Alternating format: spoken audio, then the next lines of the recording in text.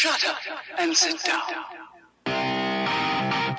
Welcome to the Answer is Yes podcast, where we will explore the cause and effect of just saying yes in your everyday life or in business.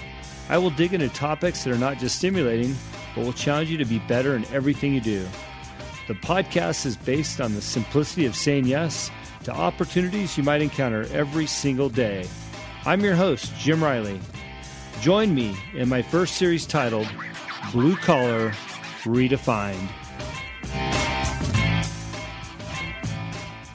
Hello and welcome to the first podcast of The Answer is Yes, and thank you for joining me. I really appreciate from the bottom of my heart that you've taken the time to click on our channel and have some interest in what we're doing. What is this show going to be about? This is episode 1, and it's our job to give you enough knowledge and information today so that hopefully you will sign up for The Answer is Yes and continue to listen and follow us on this journey along the way and everything that we're doing. So my intention of this show is to interview people and business leaders that have said yes in their life to things that maybe the average person would say no to or not identify it as something that they should say yes to that might take them down a path.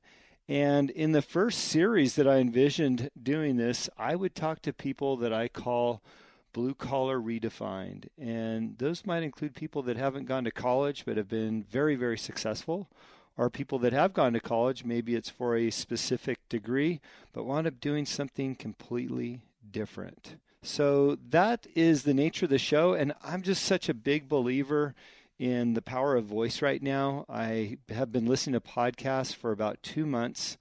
I'm almost religious about it. I spend a lot of time in the gym.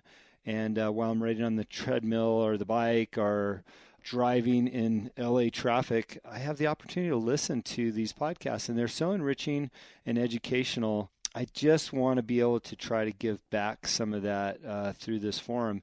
And the power of voice, I think that that's where marketing's going. I think that that's where people are going. I think, radio had left us a long time ago, but now that we have such busy lives, we have the time to listen to something. And it's really hard to watch a video while you're at the gym, especially shouldn't be watching a video while you're in the car. So that's why I think that the podcast is so important and the power of voice.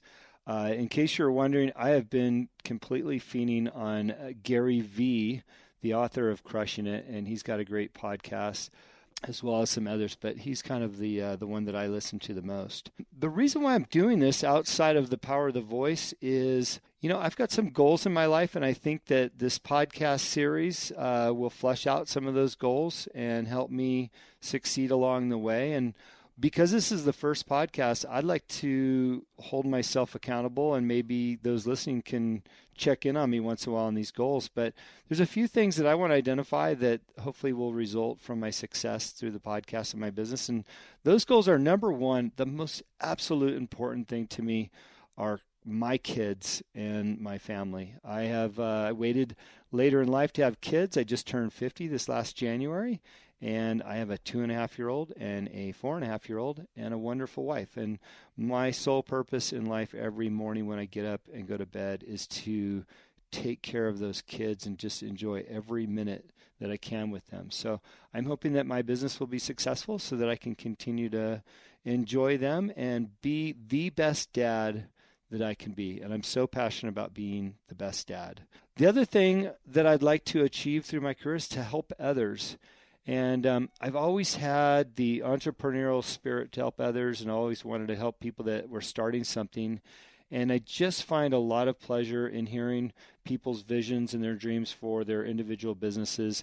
And I just want to help them along the way. And it's interesting. I just took on a personal life coach. His name is David Meltzer. He's out of Irvine, California. He's got a couple sayings, but the one that I love is more than enough, and I've always felt like I've had more than enough, so I like to give back.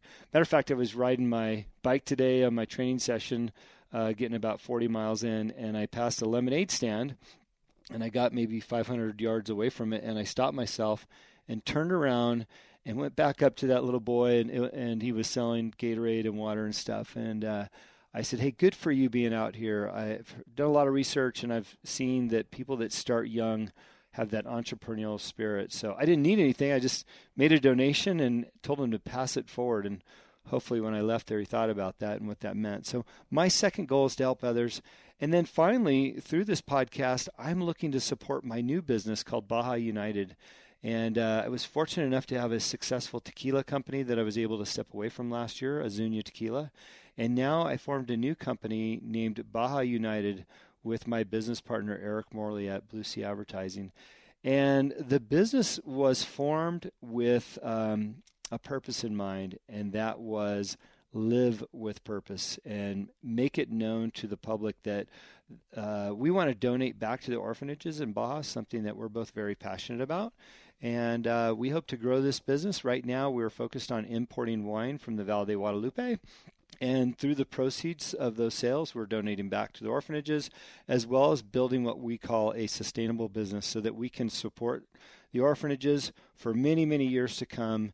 And in addition to creating some pro tourism for Mexico and Baja itself, and showing people some of the things that we've enjoyed so much about Baja and the Baja life. And some of the things that I'm currently doing right now, besides working day and night on Baja United and trying to make that business go, and we've had some great success with our partners, Young's Market Company, is right now I'm currently on my 11th year of racing off-road professionally. I race for companies like General Tire, Rugged Radios, Lucas Oil, and Method Race Wheels. They've been all supporting me for many years. And I'm getting ready to race the Nora 1000, which is a race from Ensenada all the way to Cabo. It transpires over 5 days. And this year I'm so excited to be racing that race with the famous chef out of the Valle de Guadalupe, Drew Deckman. So Drew, if you're listening, I'm so pumped to go racing with you. I'll look forward to telling some of those adventures on this podcast. The other thing that I'm doing a lot of, and I really enjoy it because it's something I get to do with my lovely wife, Samantha, and that is Spartan racing. And if you have not looked up what Spartan racing is, it is one of the most incredible obstacle course racing series out there. And I'm completely addicted to it. I love the training and the preparation for the races. I love the camaraderie out there. I love the people that participate. The no man left behind motto is alive and well within the series, and both my wife and I have been very fortunate to do well. We've won a number of races, and myself, last time I checked, I was ranked first in the world for men over 50. So I'm really excited about what 2018 brings. I missed the last race, so my ranking could go down a little bit, but I'll have to check in on that. So I think that by listening to this first podcast, we need to develop a little bit of foundation. And why I am the person to talk about the answer is yes, and why you should be listening to me. And I just think that I've been very fortunate to do some incredible things in my life. I've been extremely blessed in business and personal life with my family. And I'm hoping that through some of the decisions that I've made and the things that I've said yes to, that maybe something will resonate with you or spark an interest where you'll say yes to something that's knocking on your door right now, or maybe that's going to knock on your door in the future. And you won't be afraid to say yes because you've heard of live examples of, how these things come out. And trust me, it doesn't all come out well, but man, the journey and the adventure of saying yes to things, only are reserved for your imagination. So I want to go dig into my history and my background, and I'll be brief about it because I'm sure in the future podcasts, I'll have a chance to give you more detail and stories about some of the career moves that I've made. But I'll give you just enough so that you understand where my foundation and my spirit comes from. So at an early age, I was always, I have two brothers, great friends of mine still, and we spend as much time as we can together, which as you get older, you'll realize, which isn't much, unfortunately, but do love and appreciate my relationship with my brothers. We all started working early for my dad. And when I say early, I mean like 6, 7, 8, helping him with his gardening business or his construction business or his swap meet business or whatever it was Dad was doing, we were all involved. I also had a small business when I was in junior high. I was selling bubble gum. It was very popular in the early 80s. And, make a quarter a piece of gum. And I just realized then the entrepreneurial spirit that I had within me, and that was, hey, if I can make a couple bucks, I could either eat better at lunch or I can save my money throughout the week. Maybe I can buy a new part for my CYC bicycle or what have you. I just realized that having my own money gave me some freedoms, and I got the bug early on. By the time I was 13, though, I was offered a job with my grandfather. His name is Jack, and my grandfather has been my mentor my whole entire life. Everything that he taught me at that early age has resonated, and it just really has made me who I am. And all the little cliches when you're young, they all stick. If you got time to lean, you've got time to clean. Busy hands make busy work. Just on and on and on. But my grandfather really taught me what a real workday looked like, and I really appreciate that. He had 2 restaurants in Newport Beach. One was called the Quickie, hamburgers and sandwiches, and then we also had the Stuffed Surfer on 15th Street. And I was able to make, at the time, $5 an hour. This was in 1983. And $5 an hour was a lot of money at the time, and it was cash, and he paid us out at the end of the week when we weren't in school. And I really learned what it was like to work for somebody, to deal with customers, customer complaints, work hard, do things you don't like doing, like taking out the trash and washing dishes, cutting up smelly onions and all those other things. But Grandpa Jack really taught me what it was like to have a job at an early day. That launched me into my first real position when I turned 16 at In-N-Out Burger. You had to be 16 to work there at the time, and we all had know and have heard so much about In-N-Out, and I wanted to work there so bad. It was up the street from my high school, and I was able to get a job there. Now, believe it or not, I'd only worked for my grandfather part-time, weekends, holidays, through the summer for 3 quick years. But it was enough job experience. When I got to In-N-Out, I quickly excelled in the positions that they gave me there, and by the time I turned 18, I had some big choices to make in life. And I think this was, besides the things that I did when I was young, like saying yes to working for Grandpa over the summer and trying to make some money, I think when I turned 18, it was really a pivotal point of saying yes and really having it stick, and the importance of that yes, what it meant in the future of my life. And I remember going to my dad. I just graduated high school. I'd already worked at In-N-Out for a few years. I was doing really well. I was kind of at the top of the class where I could be for my age. And my dad was a retired sheriff, and I thought, I want to be a sheriff when I get out of high school. And my dad said, well, I'm not sure that that's the best idea. Maybe you want to go to college. Maybe you want to just stick it out with In-N-Out because that's a really good career job. And I had to make a decision, and he was really pushing me towards In-N-Out. The manager at the store, his name's Jeff Foster, and once in a while I'm in touch with him. This was so many years ago, but he really encouraged me to go into the management program, as well as my older brother who was there already in the management program.